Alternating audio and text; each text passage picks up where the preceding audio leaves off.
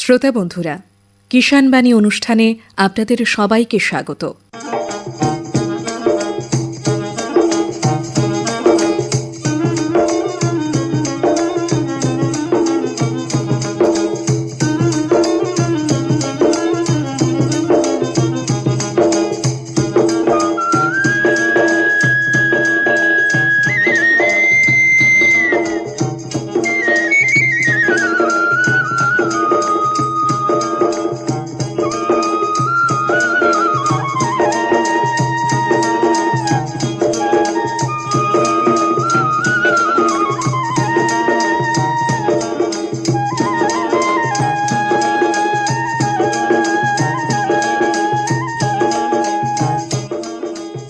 বন্ধুরা, সপ্তাহের প্রত্যেক মঙ্গল, বৃহস্পতি ও শনিবার সন্ধ্যে 6:30 আকাশবাণীতে শুনতে পাবেন আমাদের কিষাণ বাণী অনুষ্ঠান। কিষাণ বাণী অনুষ্ঠানে আপনারা শুনতে পাবেন রাজ্যের বিশিষ্ট কৃষিবিদ ও প্রাণী চিকিৎসক, মৎস্যবিদদের সাক্ষাৎকার। সাথে থাকছে রাজ্য তথা কেন্দ্রীয় সরকার প্রদত্ত বিভিন্ন কৃষি ও কৃষক সহায়ক প্রকল্প নিয়ে কিছু কথা। থাকছে আবহাওয়ার পূর্বাভাস এবং বাজার দর নিয়ে তথ্য। তাহলে চলুন আজকের অনুষ্ঠান শুরু করা যাক। আজকের কিষাণ বাণী অনুষ্ঠানে আমরা কথা বলবো ত্রিপুরায় প্রাকৃতিক চাষের অগ্রগতি এই প্রসঙ্গে। আমাদের সঙ্গে আজকে কথা বলার জন্য উপস্থিত রয়েছেন সহকারী কৃষি অধিকর্তা, রাজ্য কৃষি ও কৃষক কল্যাণ দপ্তর, শ্রী রাজীব রঞ্জন চক্রবর্তীর। নমস্কার স্যার। নমস্কার। প্রথমেই জানতে চাই, ত্রিপুরায় প্রাকৃতিক চাষের বর্তমান চিত্রকে আপনি কিভাবে মূল্যায়ন করবেন? প্রাকৃতিক চাষ বা ন্যাচারাল ফার্মিং এই স্কিমটা 2025-26 অর্থবর্ষে বা তার আগে থেকে 24-25 অর্থবর্ষে এই কনসেপ্টটা এসেছিল, মানে আমাদের রাজ্যে, যে কিভাবে আমরা প্রচুর জমিতে প্রচুর রাসায়নিক সারের ব্যবহার, প্রচুর কীটনাশকের ব্যবহার, সার ওষুধের ব্যবহারের ফলে মাটির গঠন নষ্ট হয়ে যাচ্ছে। আগামী দিনে তারপর যে উপকারী জীবাণুরা, কেঁচো, এছাড়া আরও অন্য উপকারী ছত্রাক, ব্যাকটেরিয়া, এদের মাটির থেকে তার সংখ্যা একদম কমে যাচ্ছে। মাটিতে জৈব পদার্থ বলতে কিছু নেই। সম্পূর্ণভাবে রাসায়নিক সার এবং ওষুধপত্র এগুলোর থেকে দূরে সরে গিয়ে শুধুমাত্র জৈব চাষের উপর, প্রাকৃতিক চাষের উপর, প্রাকৃতিক উপাদান দিয়ে যে চাষ, তার উপর ভিত্তি করে এই কনসেপ্টটা তৈরি হয় এবং তার মূলনীতি রাখা হয় যে মাটিতে জৈব পদার্থের পরিমাণ বৃদ্ধি করতে হবে, তারপর মাটিতে কর্ষণ কম দিতে হবে, ন্যূনতম আঘাত দিতে হবে মাটিকে, বৈচিত্র্যময় শস্য ব্যবস্থাপনা করতে হবে, তারপর সারা বছর মাটিকে আবৃত করে রাখা বা ঢেকে দেওয়া রাখা, বিভিন্ন গবাদি পশু পালন, মানে গোমূত্র, গোচানা, এগুলো যাতে সংগ্রহ করা যায়, কোনো রকমের কৃত্রিম রাসায়নিক পদার্থের ব্যবহার হবে না, এবং খাবার তৈরি বা প্রাকৃতিক চাষে সম্পূর্ণভাবে জৈবিক উপাদান ব্যবহার করা হবে, সেই সঙ্গে স্থানীয় বীজ সংগ্রহের কাজ করা। এইটা হলো মূলনীতি। এই মূলনীতির উপর ভিত্তি করে ত্রিপুরা রাজ্যে কাজ শুরু হয় এবং আমরা রাজ্য স্তরে রাজ্য কৃষি গবেষণা কেন্দ্র থেকে এটা সম্পূর্ণভাবে পুরো রাজ্যে পরিচালিত হচ্ছে এবং সেখান থেকে জেলাগুলিতে পৌঁছে যাচ্ছে।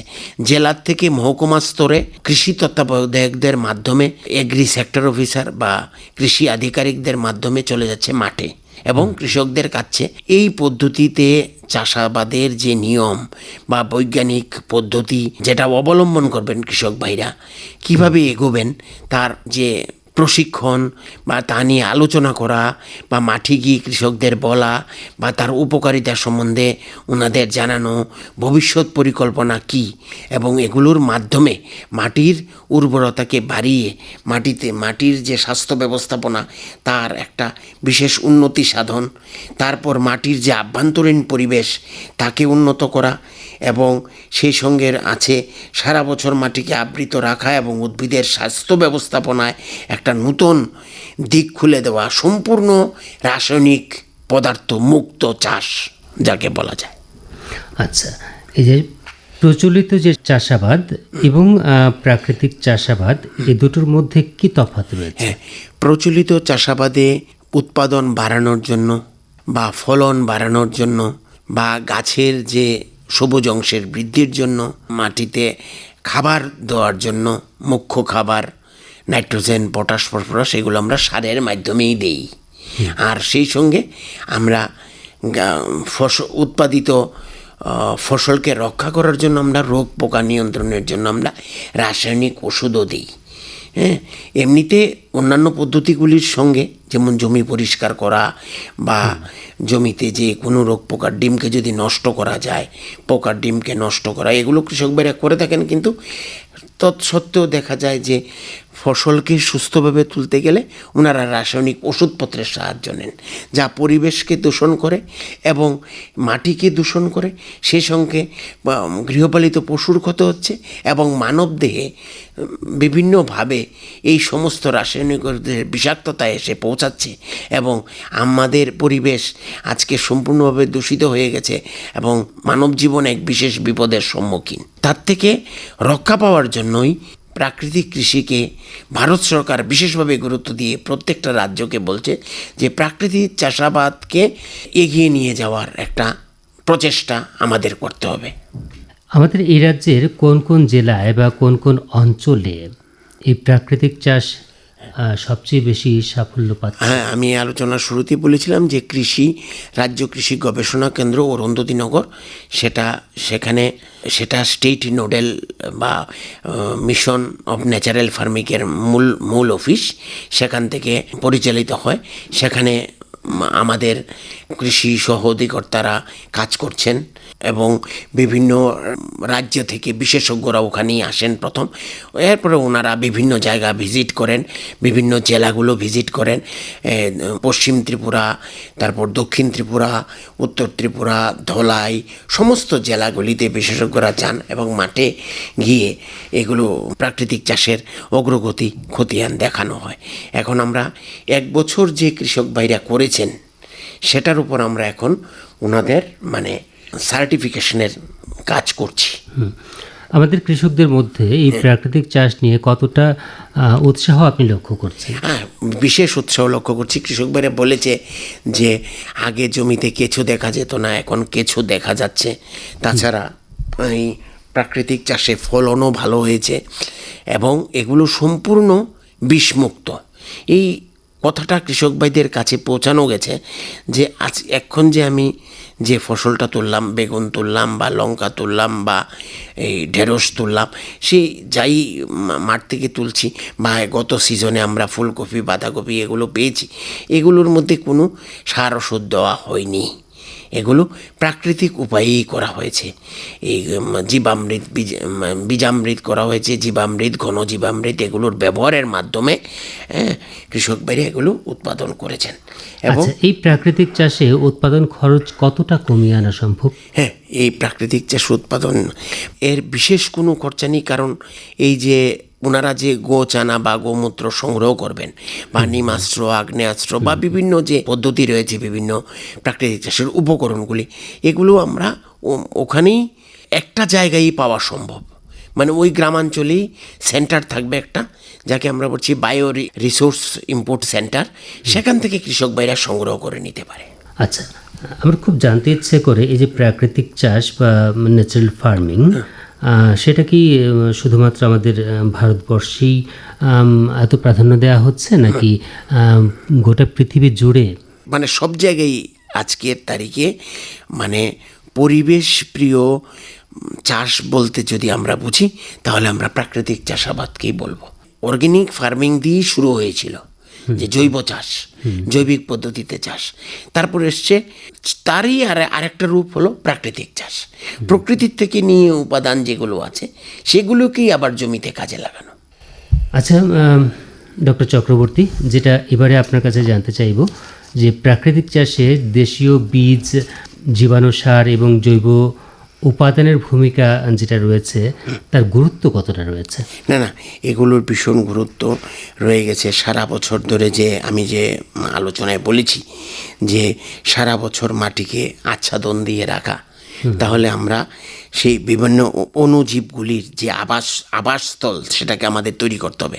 আমাদের ভূমি মাকে আমরা সূর্যালোকে সেটা উন্মুক্ত আছে, তার পিঠটা পুড়ে যাচ্ছে, আমি যদি আচ্ছাদন দিই তার উপরটা পুড়ে যাচ্ছে ধরতি মা, হ্যাঁ, ওটাকে যদি আমি আচ্ছাদন দিয়ে রাখি তাহলে ভিতরটা ঠান্ডা হবে। ঠান্ডা হলে যে বিভিন্ন জীবাণুগুলো আছে, কেঁচো আছে, এদের আসা যাওয়া শুরু হবে এবং সেটা অনেকটা গভীর অবধি চলার পথটা সুগম হবে। এবং সেই সঙ্গে জৈব পদার্থের একদিকে সঞ্চয় হচ্ছে, আবার আরেক দিকে কার্বনের সংরক্ষণ হচ্ছে, সেই সঙ্গে আছে জল সংরক্ষণ আর ভূমিক্ষয় রোধ। আর সারা বছর যে মাটিকে ঢেকে রাখা, তার মধ্যে রয়ে গেছে মানে আমরা বলি যে আবরণ ফসল যেগুলো আছে, যেগুলো আমরা চাষ করি সাধারণত, এরপরে ভূমি কর্ষণহীন রেখে চাষাবাদ করা, এরপরে শস্য বৈচিত্র্যের মাধ্যমে চাষ করা, ফসলের বিভিন্ন যে অবশিষ্টাংশ আছে এগুলোর ব্যবস্থাপনা, এইটা মোটামুটিভাবে প্রাকৃতিক চাষের একটা অঙ্গ। জৈবিক উপাদান দিয়েই এই বিভিন্ন গাছপালা দিয়ে আমাদের যে সিম্বি গোত্রীয় ফসল আছে এগুলো দিয়ে, এগুলো হারভেস্ট হওয়ার পর এগুলো দিয়ে আমরা ঢেকে রাখি। বিশেষ করে ঢালু জায়গাগুলো যেগুলো থেকে মাটি ক্ষয়ের সম্ভাবনা রয়েছে, সেগুলোতে এই আচ্ছাদন ভীষণ প্রয়োজন, তাই তো? যারা জুমিয়া রয়েছেন, যারা জুম চাষ করেন, তাদের বেলায় কি বলবেন? হ্যাঁ, ওনারা সার ওষুধ ব্যবহার করেন না, এই ক্ষেত্রে ওটা অনেকটাই প্রকৃতিগত। আচ্ছা, এখানে আরেকটা জিনিস বলা দরকার, প্রাকৃতিক কৃষি পদ্ধতির মধ্যে কীট শত্রু বা যে ব্যবস্থাপনা, এর মধ্যে আমরা কিছু কিছু জিনিস বলি, যেমন নিমের সংমিশ্রণ ব্যবহার করা পোকার জন্য, তারপর ফাত ফসল যেরকম এই যে গাঁদা ফুল আমরা লাগিয়ে দিই, হ্যাঁ, এগুলো, এরপরে হাত বাছাই করে যে ডিমকে পৃথক করে দেওয়া, ডিমগুলোকে নষ্ট করা, কীটশত্রুর যে ডিম আছে সেগুলোকে নষ্ট করা, তার স্ফুটন প্রক্রিয়াকে ব্যাহত করা, হ্যাঁ, পূর্ণাঙ্গ পোকা বা তার অন্যান্য দশাগুলোকে খাদ্যাভাব ঘটিয়ে সেগুলোকে নষ্ট করা, মানে গোবর আর গোচানার দ্রবণ, এইটাই হলো মুখ্য প্রাকৃতিক চাষের মূল উপাদান। এছাড়া লঙ্কা, আদা বাটা এগুলোর ব্যবহার, এছাড়া হাত বাছাই করে ডিমের অপসারণ একটা বিশেষ উপায়। এটা কতটা সাফল্য পাচ্ছেন তারা? হ্যাঁ, এই পদ্ধতি অবলম্বন করে দেখা গেছে কিছু রোগ পোকার আক্রমণ তো আসবেই, কিছু রোগ পোকার আক্রমণ আসে, ওগুলোকে আমরা মানে ওগুলো যেহেতু আর্থিক ক্ষতিসীমার অনেক নিচে, সেটাকে আমরা সহজভাবেই নিচ্ছি, কারণ এইটাকে আটকানো যাবে না। এর পরবর্তী পর্যায়ে দেখা যাবে, এর পরবর্তী বছর, দ্বিতীয় বর্ষ, তৃতীয় বর্ষে দেখা যাবে রোগ পোকার আক্রমণ কমে আসছে, আমরা ফসলকে ভালোভাবে করে তুলতে পারবো। আচ্ছা, তো প্রাকৃতিক চাষ নিয়ে আজকে আমরা কথা বলছি। প্রাকৃতিক চাষে আপনার যে সরকারি উদ্যোগ বা কৃষি দপ্তরের পক্ষ থেকে কি ধরনের সহায়তা প্রদান করা হচ্ছে? ভারত সরকারের তরফ থেকে রাজ্য ভিত্তিক স্তরে গাইডলাইন তৈরি করে দেওয়া হয়েছে, মানে কৃষক ভাইরা কি পাবেন, হ্যাঁ, ওনাকে ওই দ্রব্য জিনিসগুলো বানানোর জন্য, যেমন জীবামৃত, বীজামৃত, ঘন জীবামৃত, এগুলো বানানোর জন্য যে খরচপত্র হবে তার জন্য কৃষক ভাইরা কিছু একটা আর্থিক সহায়তা, তারপর উনি যে কাজ করবেন জমিতে, যে কৃষক ভাই কাজ করবেন তার জন্য যে কোনো খরচ লাগবে সেই খরচ। আচ্ছা, এদেরকে কৃষক ভাইদের একটা গুরুত্বপূর্ণ কথা, কৃষক ভাইদের গাইডেন্স দেওয়ার জন্য, কৃষক ভাইদের সঠিক প্রশিক্ষণ এবং সঠিক পদ্ধতিতে চাষাবাদ করার জন্য প্রাকৃতিক কৃষির ক্ষেত্রে আছেন কৃষি সখীরা। কৃষি সখীরা ওনারা সবাই মহিলা, একটা মহিলা গোষ্ঠী বলা চলে, ওনারা সবাই সরকার থেকে সুপারিশকৃত, হ্যাঁ, স্বীকৃত ওনারা, এবং ওনারা প্রশিক্ষণপ্রাপ্ত। ওনারা গ্রামে গিয়ে, একটি গ্রাম পঞ্চায়েতে 2 জন আছেন, ওই এবং 2 জনের নির্দিষ্ট কৃষক সংখ্যা আছে, সেই কৃষক সংখ্যার উপর ভিত্তি করে ওনারা ওই কৃষকদের বাড়ি গিয়ে বা গৃহিণীদের, যারা জমিতে স্বামীকে সাহায্য করেন বা নিজেও চাষ করেন, গিয়ে বাড়ি গিয়ে ওনারা এই ব্যাপারে ওনাদের সঙ্গে কথা বলেন, এবং ওনাদের বোঝান যে এইভাবেই প্রাকৃতিক চাষটা এইভাবে করতে হবে, এই নিমাস্ত্র বানাতে গেলে এইভাবে করতে হবে, এই উপাদানগুলি দিয়ে করতে হবে, তারপর গোচানা গোমূত্র দিয়ে আমরা জীবামৃত তৈরি করব। তো এই সমস্ত বিষয়গুলি ওনারাই বাড়িতে বাড়িতে গিয়ে বোঝান, ওনারা প্রশিক্ষণপ্রাপ্ত। আবার ওখানে ক্লাস্টার ভিত্তিক হয়। একটা গ্রামের মধ্যে আমরা 5টা ক্লাস্টার রাখবা, উদাহরণস্বরূপ বলছি, ওই 5টা ক্লাস্টারে ওই 10 জন কৃষি সখী হবে, 2 জন করে। ওই ক্লাস্টারে, ওই একটা ক্লাস্টার মানে হলো একটা, আমরা ধরে নিয়েছি যে একটা ওখানে 125 জন কৃষক থাকবে একটা জায়গায়। 2টো ক্লাস্টার হলে 250 জন কৃষক, 250 নাম্বারস। গোষ্ঠী কৃষকের গ্রুপ তৈরি হয়ে গেছে। কৃষকের গ্রুপ, কৃষি সখী, 2 জন কৃষি সখী, একটা কৃষকের গ্রুপ। একেবারেই। অনেক ধন্যবাদ আপনাকে এত সুন্দর একটা আলোচনা করার জন্য। আবার আপনাকে অনেক ধন্যবাদ। নমস্কার। কৃষক বন্ধুরা, এতক্ষণ কিষাণ বাণী অনুষ্ঠানে শুনছিলেন ত্রিপুরায় প্রাকৃতিক চাষের অগ্রগতি প্রসঙ্গে সহকারী কৃষি অধিকর্তা, রাজ্য কৃষি ও কৃষক কল্যাণ দপ্তর, শ্রী রাজীব রঞ্জন চক্রবর্তীর সাক্ষাৎকার।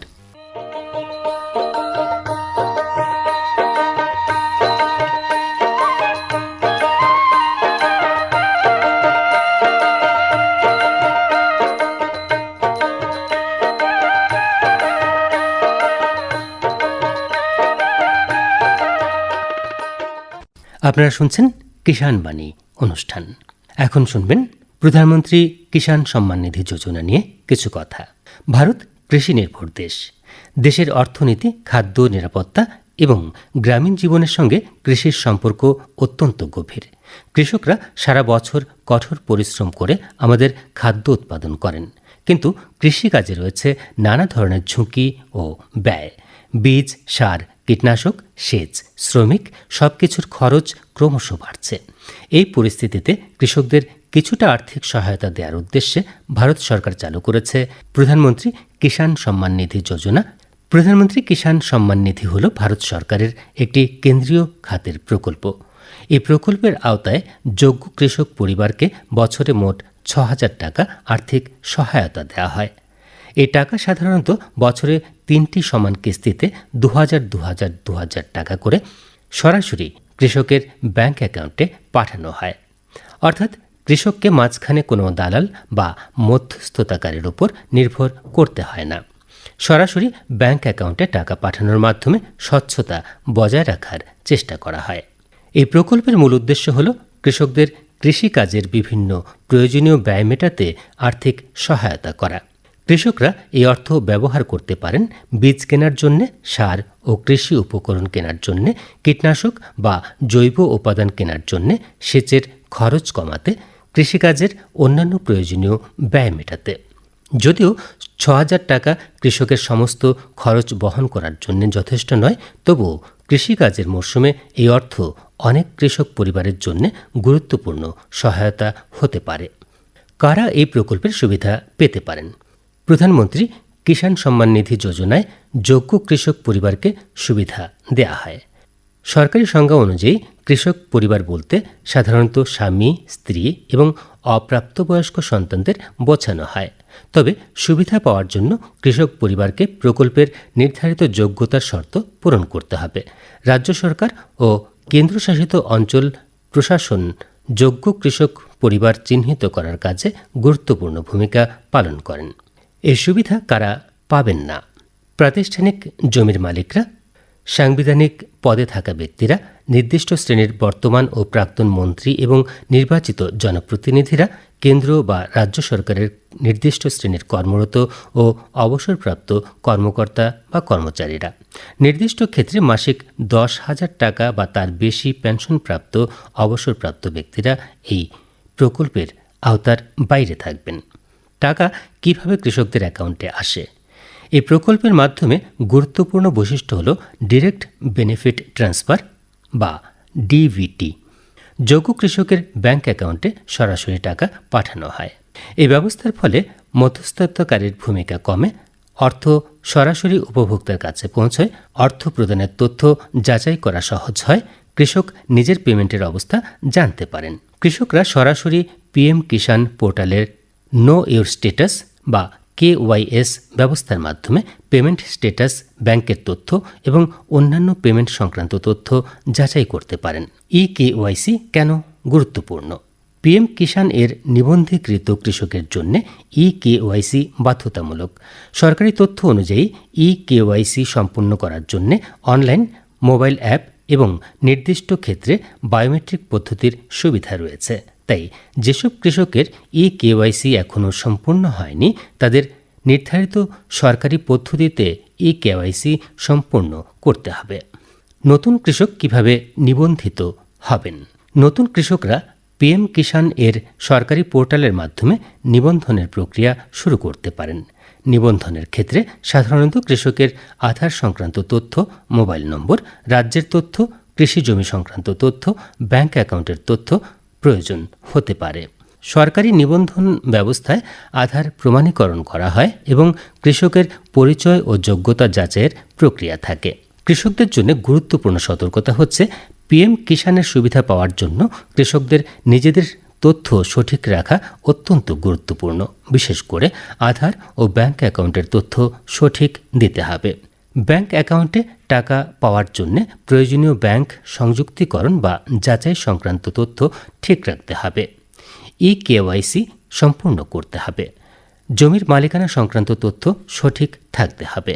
একই পরিবারের একাধিক সদস্য ভুলভাবে সুবিধা গ্রহণ করছেন কিনা সে বিষয়েও সতর্ক থাকতে হবে। সরকারি পোর্টালে সন্দেহজনক বা যোগ্যতার শর্তের সঙ্গে অসঙ্গতিপূর্ণ কিছু ক্ষেত্রে সুবিধা সাময়িকভাবে আটকে রেখে যাচাই করা হতে পারে। তাই কৃষকদের নিজেদের তথ্য ও যোগ্যতা নিয়মিত যাচাই করা উচিত। টাকা না এলে কি করবেন? কোনো কৃষকের অ্যাকাউন্টে কিস্তির টাকা না এলে প্রথমে নিজের পিএম কিষাণ স্ট্যাটাস পরীক্ষা করতে পারেন।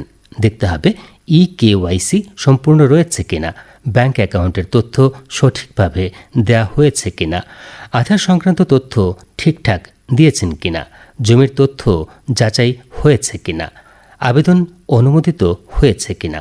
এরপরও সমস্যা থাকলে পিএম কিষাণ এর সরকারি অভিযোগ ব্যবস্থার মাধ্যমে অভিযোগ জানাতে পারেন।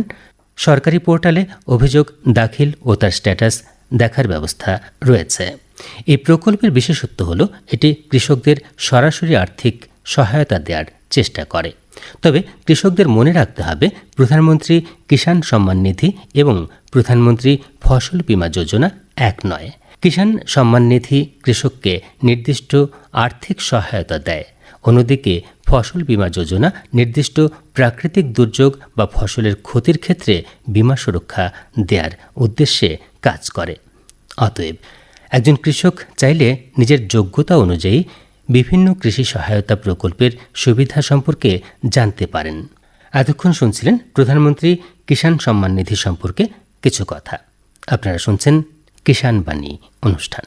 प्रधानमंत्री किसान मान धन योजना, मिलेगा पेंशन का सहारा, कृषक ना होगा बेसहारा, जुड़ेगा खुशियों से नाता, कटेगा सुख से बुढ़ापा, सुरक्षित होगा अन्नदाता, सुरक्षित होगा अन्नदाता। प्रधानमंत्री किसान मान धन योजना से लघु सीमांत किसानों का भविष्य होगा सुरक्षित और 60 वर्ष की आयु से 3,000 रूपए मासिक पेंशन होगी सुनिश्चित। 55 रूपए से 200 रूपए की मासिक किश्त देकर प्रवेश कर सकते हैं। 18 से 40 वर्ष तक के किसान इस अंशदायक योजना में सरकार देगी बराबर का योगदान। सभी किसान भाई बहन इस योजना के लाभ के लिए जन सेवा केंद्र में जाएं और अपना निशुल्क नामांकन कराएं। प्रधानमंत्री किसान मान धन योजना, अन्नदाता के परिश्रम को संबल, पेंशन से सुरक्षित उनका कर। कृषि एवं किसान कल्याण मंत्रालय, भारत सरकार द्वारा जनहित में जारी। ਇਸ ਪ੍ਰੋਗਰਾਮ ਦੇ ਪ੍ਰਾਯੋਜਕ ਸਨ ਖੇਤੀਬਾੜੀ ਤੇ ਕਿਸਾਨ ਭਲਾਈ ਮੰਤਰਾਲਾ, ਭਾਰਤ ਸਰਕਾਰ। কৃষকের পরিশ্রমেই দেশের অন্নের ভাণ্ডার সমৃদ্ধ হয়। সেই কৃষকদের পাশে রয়েছে কিষাণ ক্রেডিট কার্ড। চাষের জন্য বীজ, সার, কীটনাশক, সেচ, কৃষি যন্ত্র এবং অন্যান্য প্রয়োজনীয় খরচ মেটাতে সহজ শর্তে ঋণের সুবিধা পাওয়া যায় কিষাণ ক্রেডিট কার্ডের মাধ্যমে। কিষাণ ক্রেডিট কার্ড পেয়ে সময়মতো ঋণ পেয়েছি। এখন চাষের কাজ সহজ হয়েছে, ফলনও বেড়েছে। আপনিও আজই নিকটস্থ ব্যাংক শাখা বা কৃষি দপ্তরে যোগাযোগ করুন। কিষাণ ক্রেডিট কার্ড সম্পর্কে বিস্তারিত জানুন এবং এর সুবিধা গ্রহণ করুন। কিষাণ ক্রেডিট কার্ড, কৃষকের শক্তি, সমৃদ্ধ কৃষি, বিকশিত ভারত। কিষাণ ক্রেডিট কার্ড কৃষকের উন্নয়নে এক নির্ভরযোগ্য সহযাত্রী।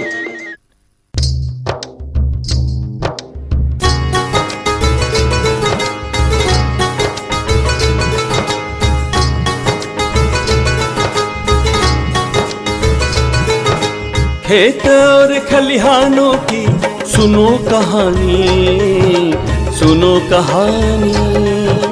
खेत और खलिहानों की सुनो कहानी, सुनो कहानी। किसान वाणी, किसान वाणी, किसान वाणी, किसान वाणी, किसान वाणी, किसान वाणी, किसान वाणी, किसान वाणी।